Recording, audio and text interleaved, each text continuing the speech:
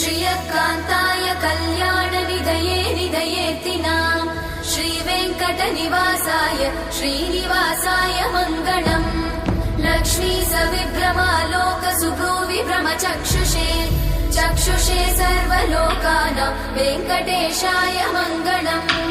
श्रीवेङ्कटाद्रिशृङ्गाग्रमङ्गलाभरणाङ्ग्रये मङ्गलानां निवासाय श्रीनिवासाय मङ्गलम्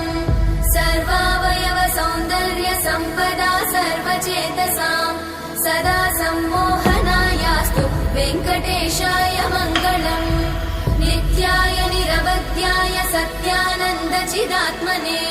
सर्वान्तरात्मने श्रीमद् वेङ्कटेशाय मङ्गलम् स्वतः सर्वविदे सर्वशक्तये सर्वशेषिने सुलभाय सुशीलाय वेङ्कटेशाय मङ्गलम्।